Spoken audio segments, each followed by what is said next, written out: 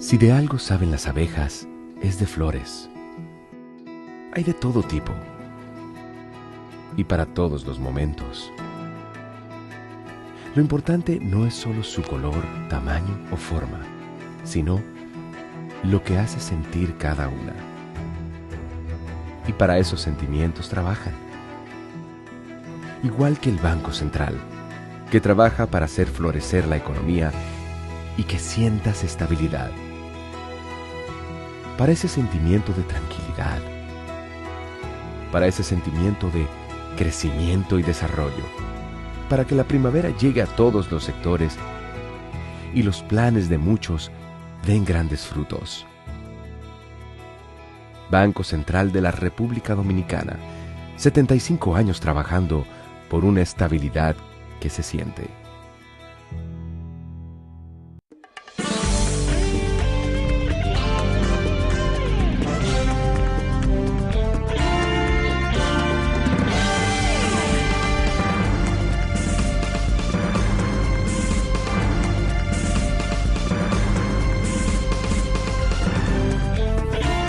Muy buenas tardes, amables televidentes. Bienvenidos a su cita diaria, crepuscular y nocturna en Teleimpacto.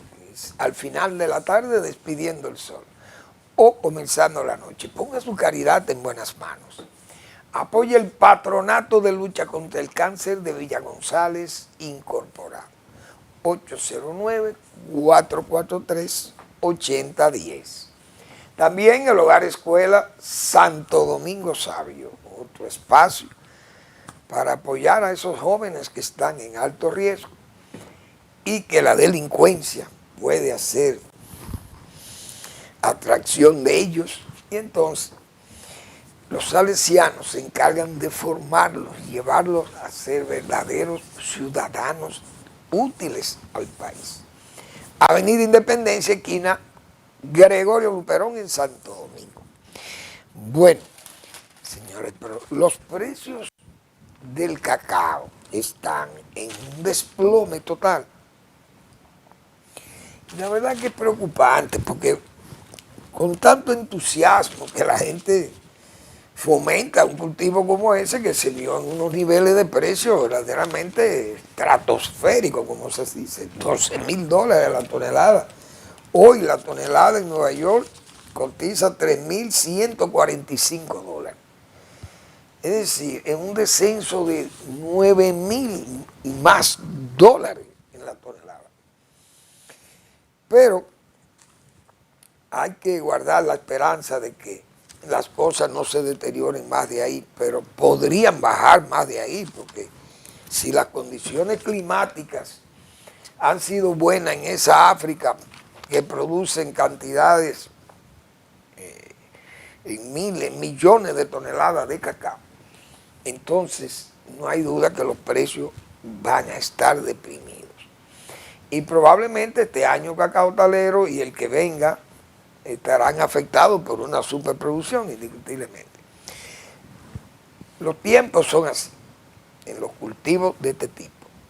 Son cultivos ya perennes y no se tienen que establecer cada año. Ya los árboles están ahí, simple y llanamente la inversión que hay en él es cuidarlos, darle las atenciones básicas, necesarias, no permitir que el árbol se deteriore.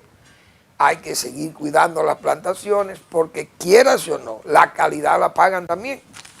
Entonces los productores nacionales que están ya calificados como buenos productores, con productos ya bien calificados, hay que mantener la disciplina y los apoyos, las autoridades, porque ahora no salen las autoridades a hablar de cacao, porque así es que son. Y siempre lo advertimos, cuando tengan esos precios enormes, sale la autoridad a decir que es por ellos. Y muchas siembras y muchas atenciones y gracias a la producción de cacao, las exportaciones subieron este año. Muy bien. Pero cuando los precios se deprimen y caen, entonces, como se dice vulgarmente, el juidero. No aparecen las autoridades, inmediatamente ya no hay atractivo, porque ya ese cultivo bajó a niveles de precio casi rondando el subsidio y no le gusta a la autoridad eso, porque así es este país. Entonces no hay continuidad en las atenciones a los productores de estos cultivos que son ya estacionarios, cultivos perennes de muchos años, y entonces tienen diríamos, ese comportamiento trapecial con los precios, suben un pico, bajan, suben, etcétera, etcétera. Pero son precios muy deprimidos, indiscutiblemente, para el cacao. El café igual, 278,25, después de estar por encima de los $400 en el precio del café arábico. Eso quiere decir que Brasil debe tener buenas cosechas, Colombia, son países productores grandes, Indonesia, Vietnam, Ecuador es un gran productor también, pero hay esos países en América Central, no son tan grandes, pero producen. Y toda esa América del Sur también. Entonces, esos precios también se han deprimido. Quiere decir también que la producción es buena. Clima principalmente han sido buenos, o plagas controlables. El oro, 5.248,5. Eso sí es verdad que está bien alto. La plata subió a 88. El oro tuvo un gran empuje. El petróleo, 66.31, sigue caro. O mejor dicho, por encima de los $60, $6 mucho. Indiscutiblemente que es mucho. Bueno, Estados Unidos y China representan el 57.7% del déficit comercial de la República Dominicana. Dicen los estudios de los economistas. El déficit con China, 14.300 y algo miles de dólares, desde 2023 a 2025, 3 años. Estados Unidos tiene el mismo déficit, nosotros comportamos el mismo déficit con Estados Unidos, 14.000, no me acuerdo cuántos son, 14.433, eso es China. Estados Unidos, 14.477, 97, no recuerdo. Prácticamente igual. Eso quiere decir que nosotros tenemos un déficit de 14.000 y pico de millones de dólares con los Estados Unidos, que venden más que nosotros a ellos. Igualmente China. Pero siempre yo he dicho aquí, a mí no me preocupa el de Estados Unidos. El que me preocupa es el de China. Porque ¿qué viene de China? Mucha chuchería y muchas distorsiones al comercio local. Muchas importaciones, vehículos, etcétera, etcétera. Muy bien. Pero ¿qué exportamos a China? Muy poco. 300 millones de dólares. Pero entonces tenemos un déficit de 14.000 con ellos. ¿Por qué? Porque venden 6 o 5.000 millones de dólares todos los años. Y nosotros apenas le vendemos 300. Imagínense qué embudo es este.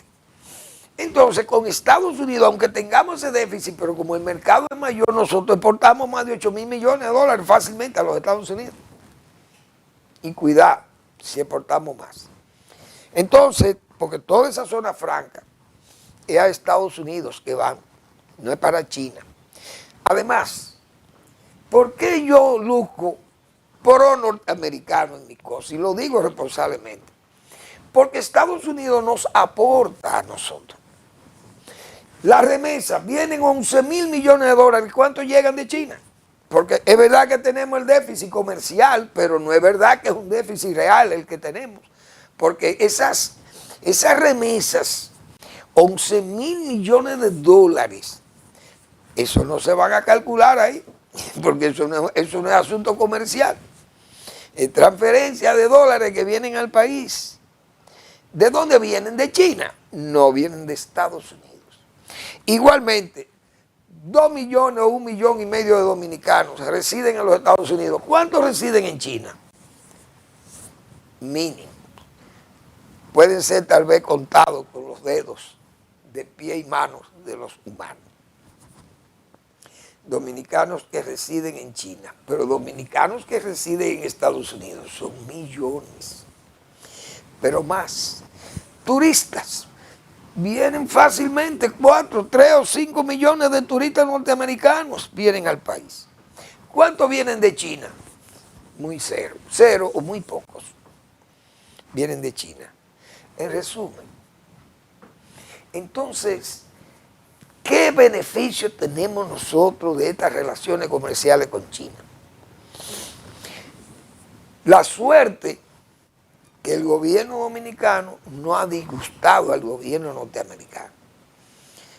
Y entonces no, qué sé yo, toleramos esos negocios chinos aquí. Pero si hubiera sido el gobierno de Danilo Medina, por ejemplo, tan complaciente y que fue tan abierto y tan expeditivo, vamos a decir, para cerrarle las puertas a Taiwán y abrirle las puertas a China porque nos iba a ir mejor. ¿Y cómo es que no has ido con China? ¿Qué beneficio ha tenido República Dominicana de China? Porque esta es la verdad y esa es la única verdad. Esos números están bien claros porque tenemos el mismo déficit entre los dos países. Pero ¿quién me da más beneficio? ¿El de Asia o el de aquí de América? Esas son las diferencias. Por eso es que las cosas uno tiene que plantearlas con esa crudeza, con esa realidad. Pero esa es la realidad.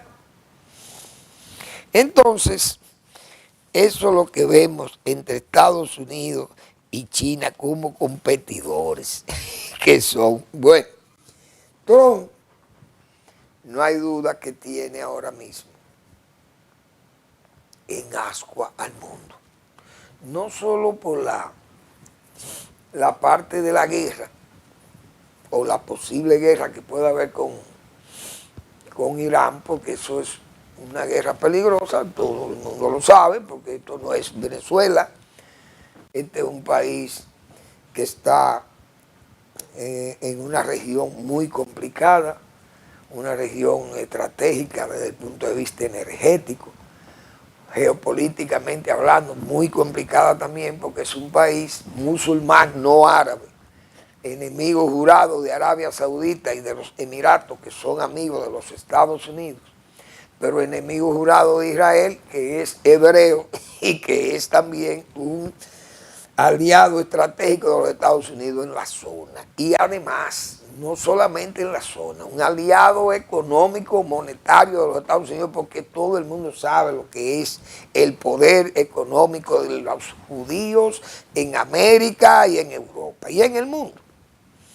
Entonces, esa guerra tiene ascuas definitivamente al mundo, porque si esa guerra se inicia, uno no sabe hasta dónde puede terminar. Como se señala, las guerras se comienzan y después usted no sabe cuándo. Fíjense, hoy, y vamos a hablar de eso, pero vamos a terminar con el comentario de Trump, porque entonces además de esa amenaza de guerra, está también este 15% ahora, y nosotros que ya tenemos un déficit de 14,000 en esos 3 años, ese déficit pronunciado con los Estados Unidos, ahora un 15%, es complicado, porque ese 15% de aranceles a los productos criollos nos crean muchos problemas, porque entonces se encarecen con otros competidores, se encarecen los consumidores norteamericanos, probablemente tengan que consumir más caro, o nosotros tenemos que absorberlos, nuestros exportadores o nuestros productores.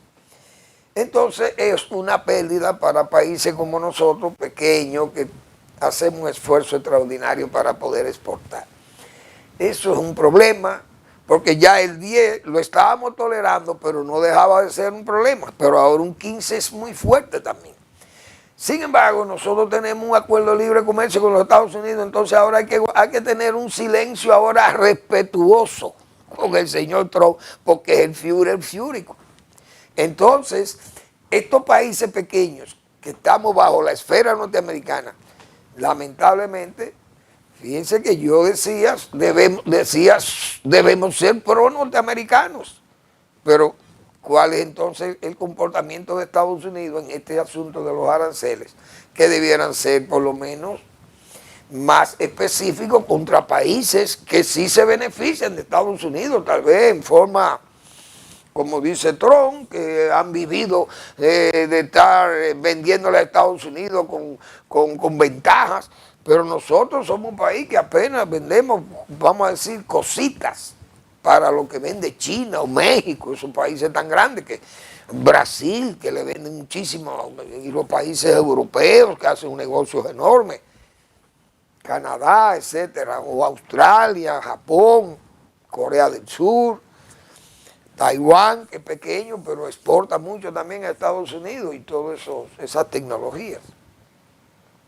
Pero ese 15% es una barbaridad, porque además también viola el acuerdo de libre comercio que nosotros tenemos con Estados Unidos, que no le podemos entonces poner, igualar los aranceles con él, porque entonces se siente mal.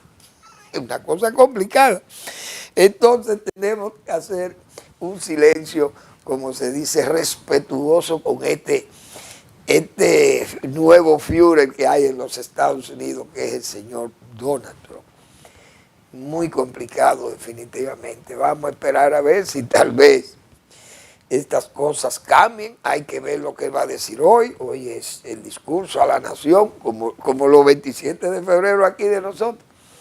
Pero hay que ver, porque en esos discursos generalmente ahí siempre hay una respuesta que son tan, y muchas veces necean la oposición, en este caso los demócratas, pero cuando era Biden que estaba ahí le voceaban muchísimas cosas también los republicanos.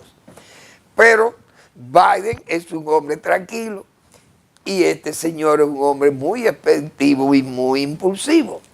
Y tiene una forma de responder sumamente agresiva el señor Donald Trump. Así que esta noche será de espanto y brinco, como se dice, el Congreso de los Estados Unidos.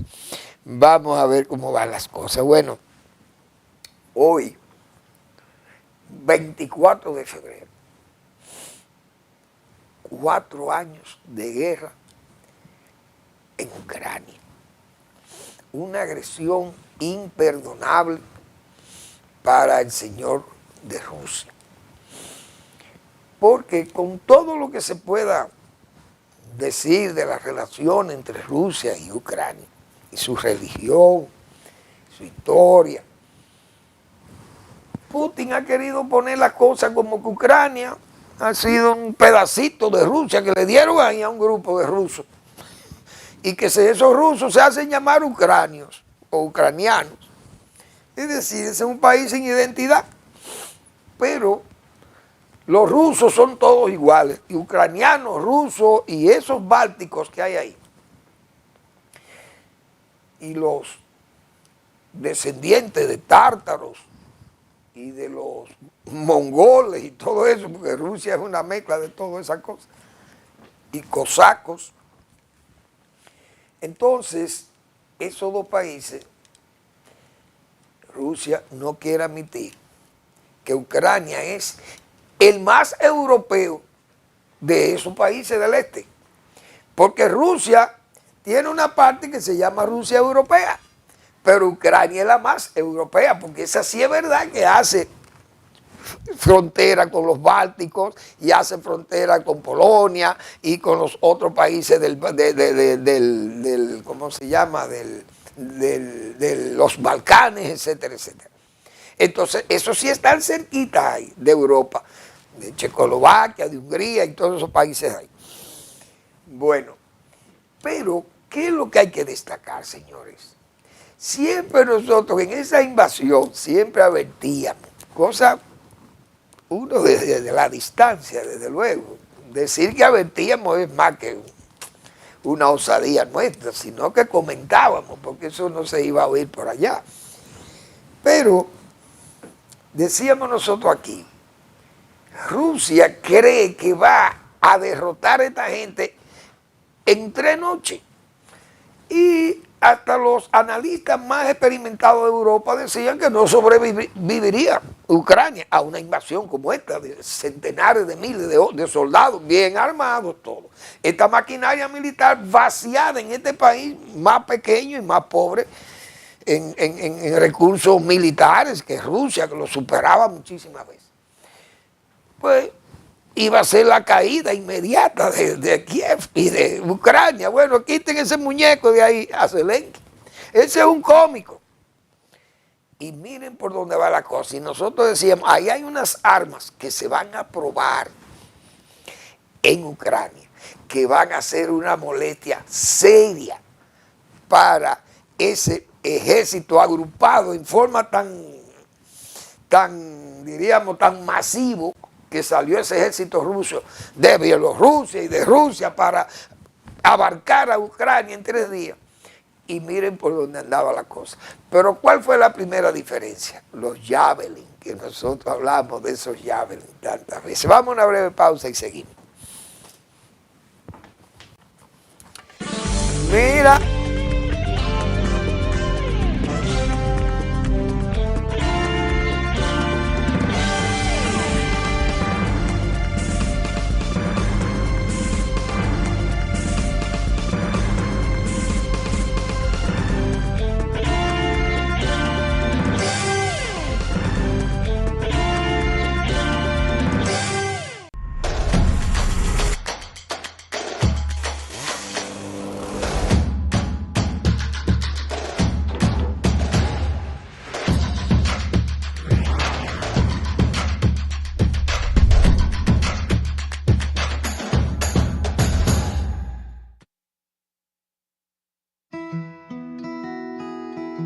Si de algo saben las abejas, es de flores. Hay de todo tipo y para todos los momentos.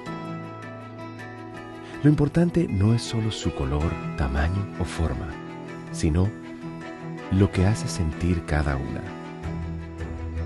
Y para esos sentimientos trabajan. Igual que el Banco Central, que trabaja para hacer florecer la economía y que sientas estabilidad. Para ese sentimiento de tranquilidad, para ese sentimiento de crecimiento y desarrollo, para que la primavera llegue a todos los sectores y los planes de muchos den grandes frutos. Banco Central de la República Dominicana, 75 años trabajando por una estabilidad que se siente.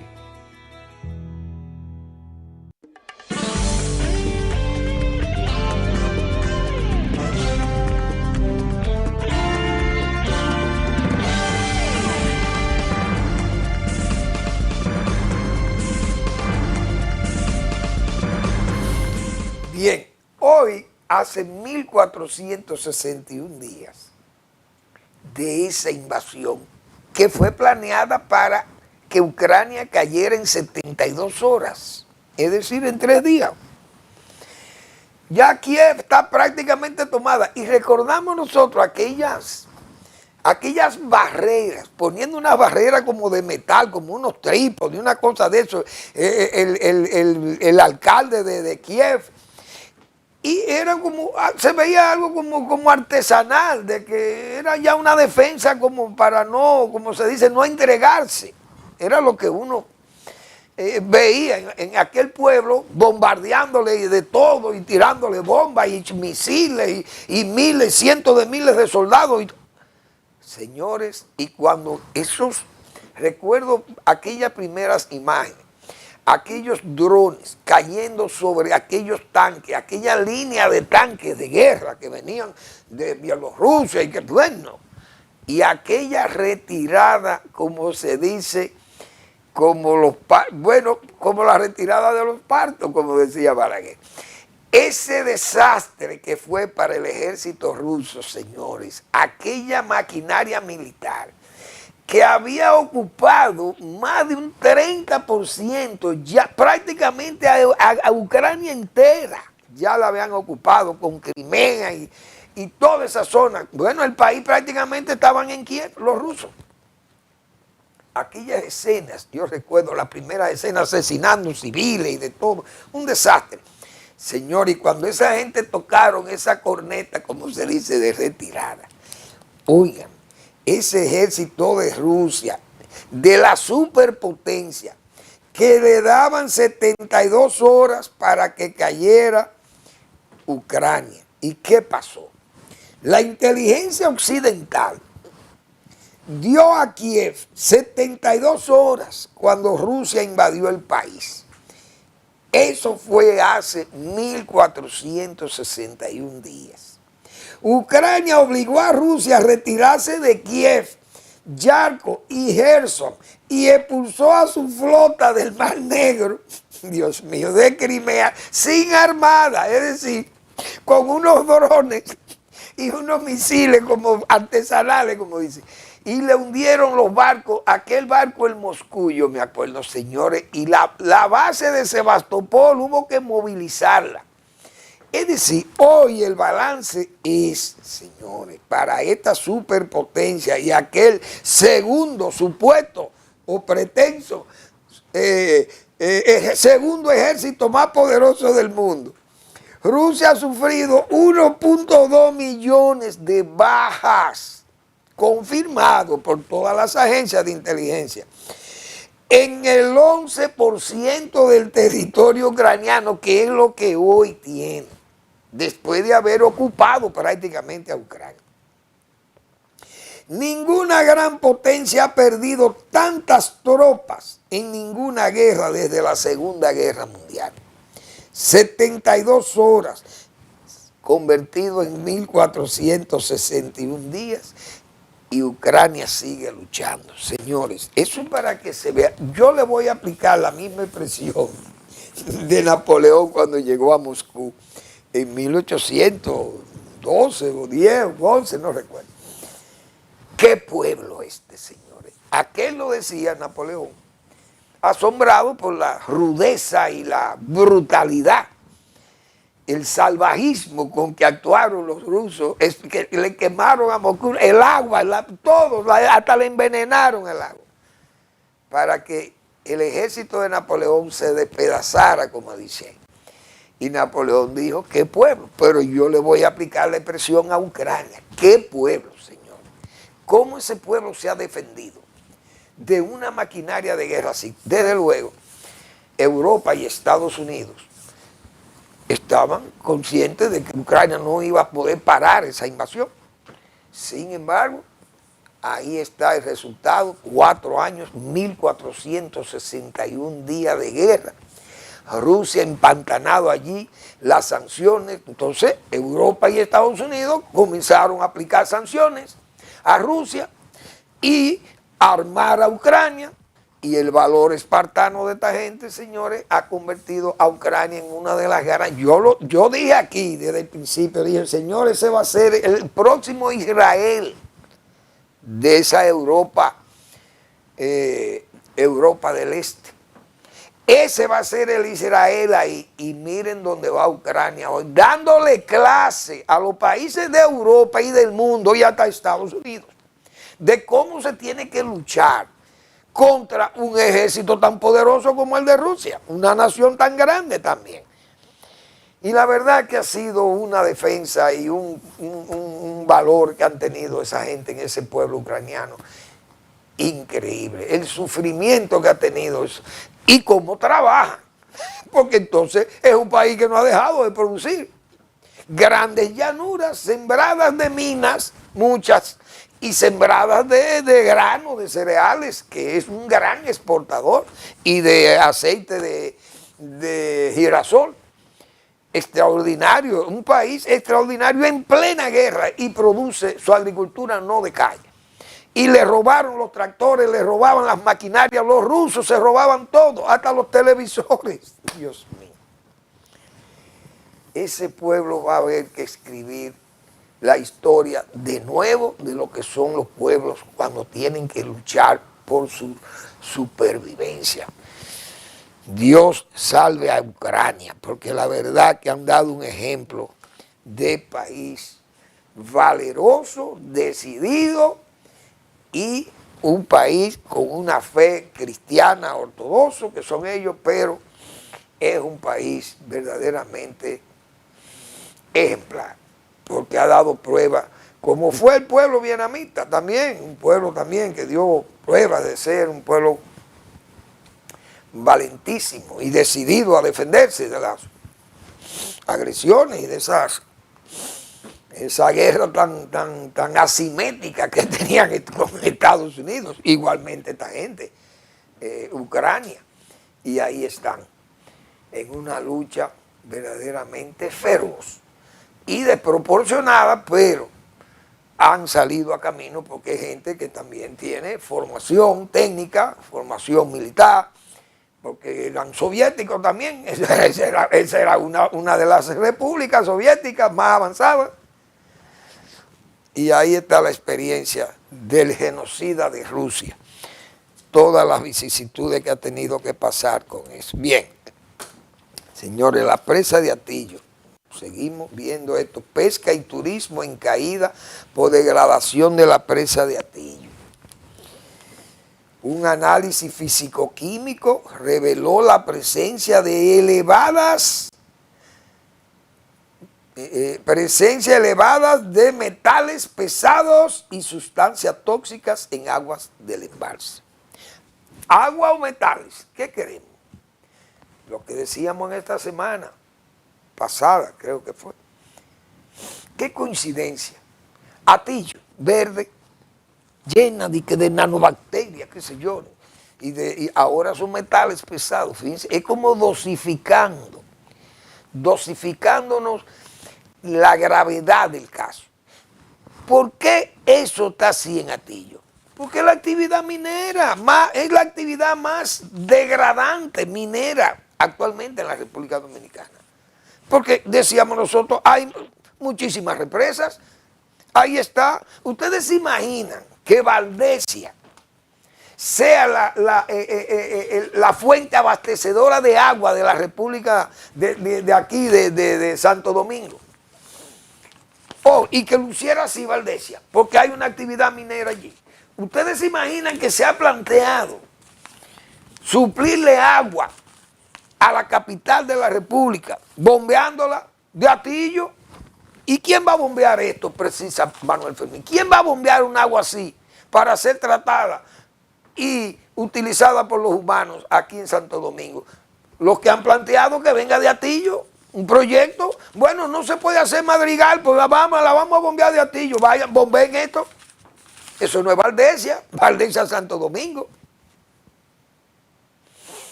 Ese es el problema de la minería, que es lo que tienen que admitir. San Juan de la Maguana, ¿se imaginan en San Juan que su presa de Sabaneta se convierta en esto?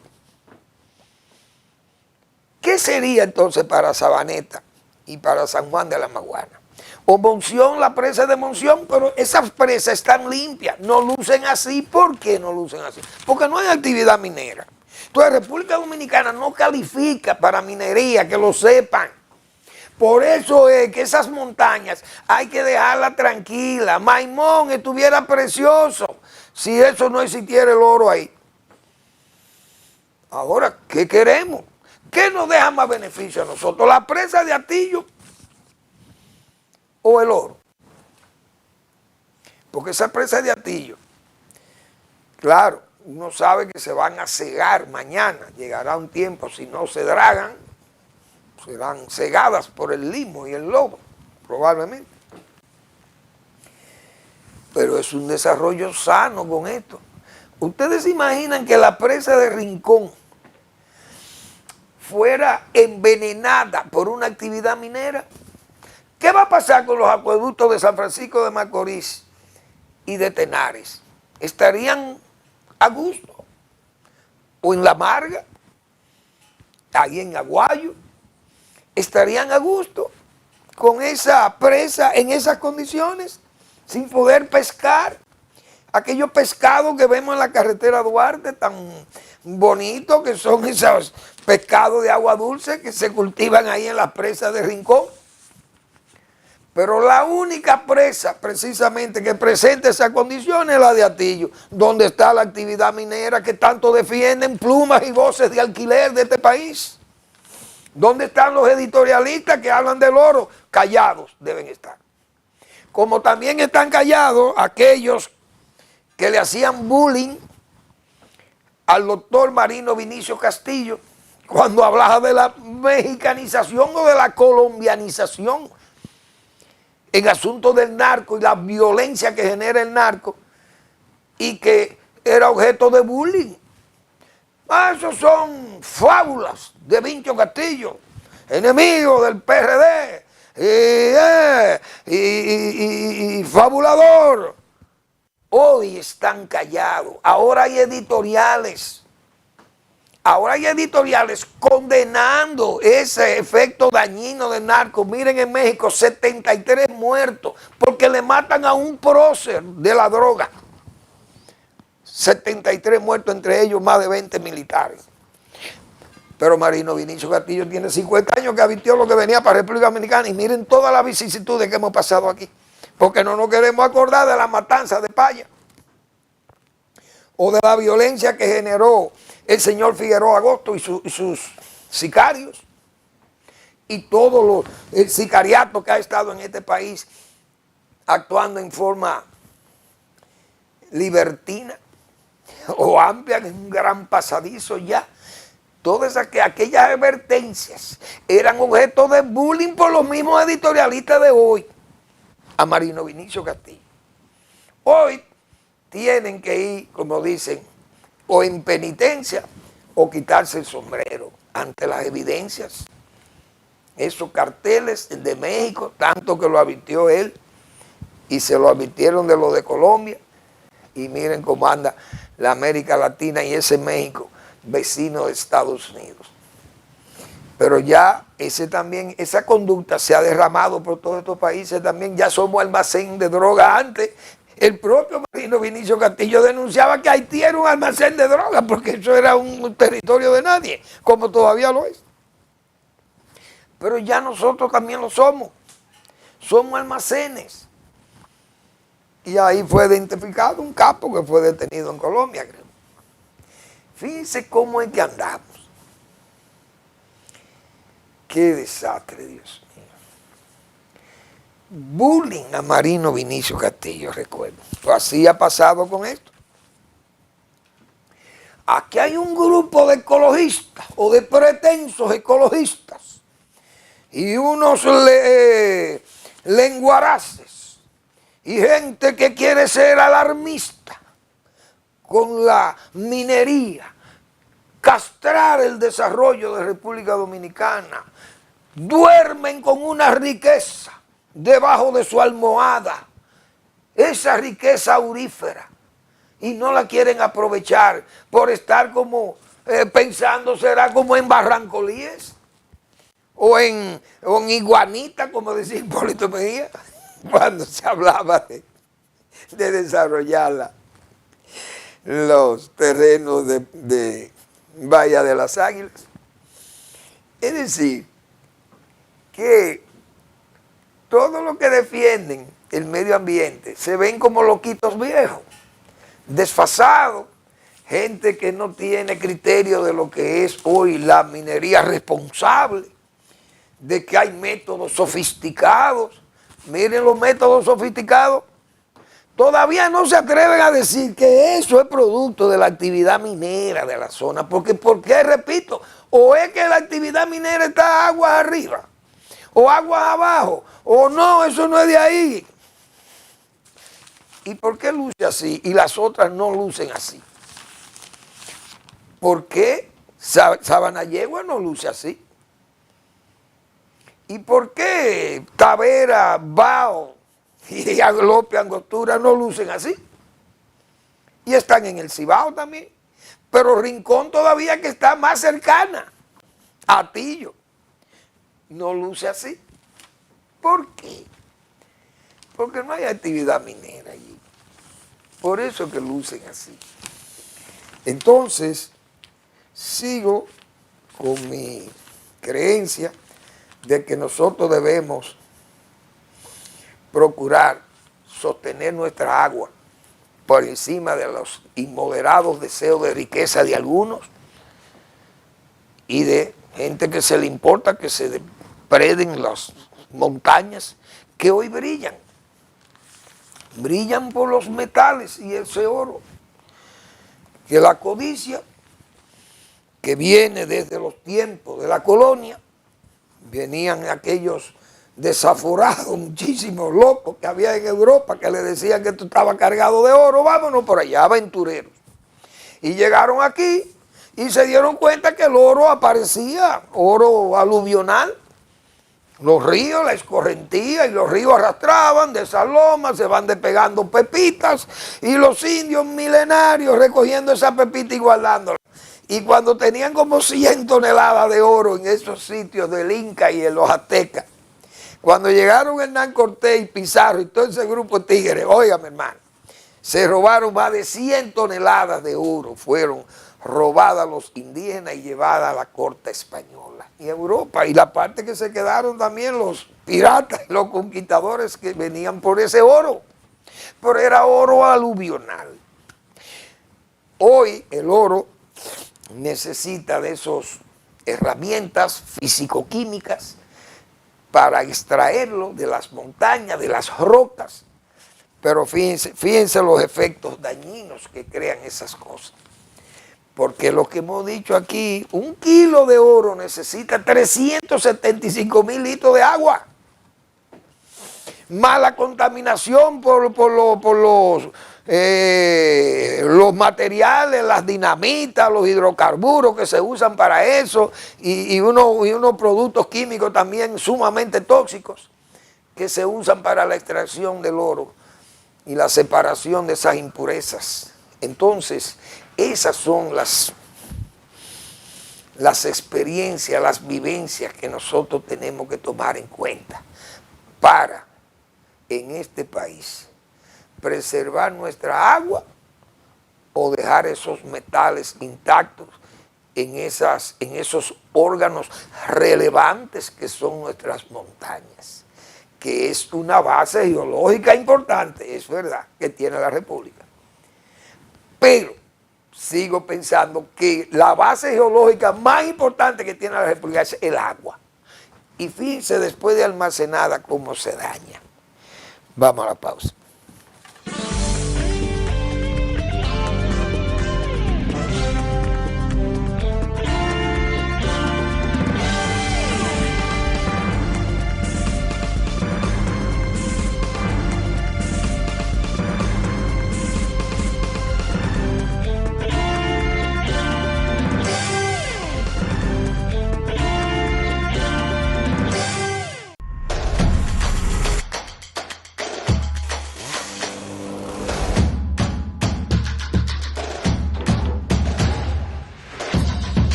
Si de algo saben las abejas, es de flores.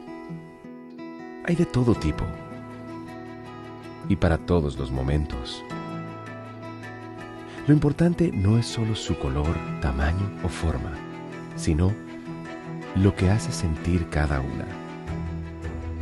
Y para esos sentimientos trabajan. Igual que el Banco Central, que trabaja para hacer florecer la economía y que sientas estabilidad.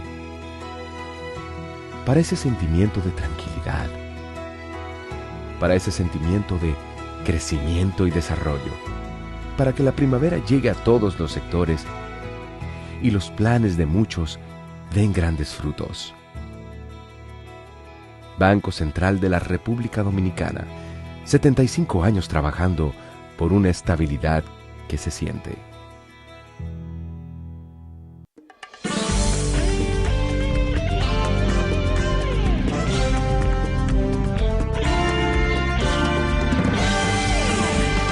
Bien, entonces el gobierno de don Luis Abinader está hoy de día festivo. Se inaugura la línea 12 del metro por fin. Y eso está muy bien, que el gobierno pueda tener ese logro de haber iniciado esa línea importante y haberla terminado muy bien, bajo muchísimas dificultades, indiscutiblemente, pero está ahí, va a operar con unos horarios especiales, 4 o 6 horas, no sé, en el día, y va a estar en un servicio de prueba, como debe ser. La gente tiene que saber que hay que estar educado para utilizar ese medio de transporte. La gente de por ahí, no sé si le habrán dado lecciones a la gente por ahí, porque aunque no todo el mundo tiene experiencia de las líneas de metro que ya están operando, porque esa gente por allí no tenía metro. Pero hay que explicarle bien a la gente cómo es el uso de la utilización de esos vagones y todo aquello. Ojalá se pueda mantener y que eso funcione bien. Pero qué bueno, vi al presidente muy contento. Sin embargo, yo creo que la persona que debe estar más feliz es Leonel Fernández. Porque Leonel Fernández también fue objeto de burla, de bullying y de todos los improperios y vituperios, todas las voces más vituperiosas de este país, de la opinión pública, principalmente de la orientada por la oposición del PRM, PRD, PPH. Eso fueron críticas severas a ese método de Leonel y aquella osadía de decir que Santo Domingo sería un Nueva York chiquito. Todas las burlas, como pasó también con el Higüero, que las garzas iban a acabar provocando muchísimos accidentes aéreos en el Higüero o en el Joaquín Balaguer, en el aeropuerto. No ha habido un accidente. Entonces, Leonel Fernández hoy se debe regocijar de que su obra cumbre, su obra maestra, ha sido repetida por sus grandes críticos, que hoy la disfrutan. Ahí va el presidente muy risueño, muy consciente de que esa es una obra importante de su gobierno, porque esa la inició el gobierno, indiscutiblemente. Los estudios estarían hechos, tal vez ya, aquellos estudios de suelo y todo, porque ya era un proyecto que venía bien trabajado. Pero es para que se vea lo que es hablar y decir. Por eso yo digo, por eso es que siempre esas obras de Balaguer, que hoy se yerguen, como dicen, se yerguen en silencio respetuoso también.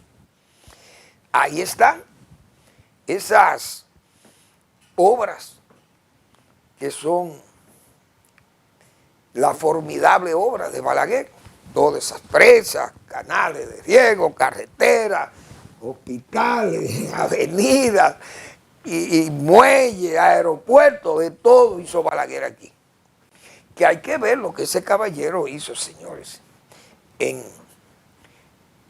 los 6 primeros años, para compararlo con estos gobiernos de ahora, sin buscar préstamos. Y hay que ver la obra, aquella obra inconmensurable, en los primeros 5 años, 6 años de los gobiernos de Balaguer, de los dos. Hay que ver que se hizo medio país, y estos gobiernos para presentar una obra en 6 años, o 2, 3 o 4 obras más o menos importantes, es una, como se dice, una fiesta hay que hacer. Aquel gobierno era ya una costumbre. Que yo, hoy le decía yo a un amigo, mire, si a Balaguer lo sacan momificado, gana las elecciones. Aunque gobierna Aníbal Páez o como se llama el general Pérez Bello, eso es lo que queda de ese círculo íntimo del doctor Balaguer. Pero Balaguer momificado yo creo que gana las elecciones aquí. Pues la gente, oye, que valora todo aquel esfuerzo, aquel descomunal esfuerzo de Balaguer, con recursos propios, manejando centavos, pero aquel hombre, qué extraordinario fue. Extraordinario de verdad, y yo creo que momificar a Balaguer podría ser bueno, eso sería una cosa de loco, pensarlo nada más como yo lo estoy pensando, pero es en el imaginario popular. Visto un Balaguer momificado, gana las elecciones aquí, porque la gente hoy ya comenzó, como se dice, porque la historia juzga con el tiempo, cuando la ira y los furores se aquietan, entonces se puede juzgar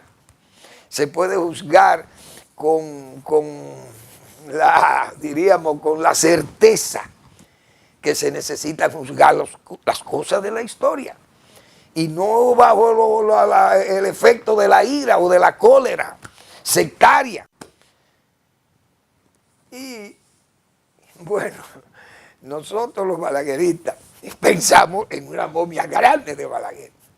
Pero yo recuerdo cuando Maduro, que hizo una transfiguración de Chávez, señores, aquello fue una cosa, porque nosotros podemos hablar de un Balaguer grande. Pero usted sabe lo que es Maduro, transfigurarse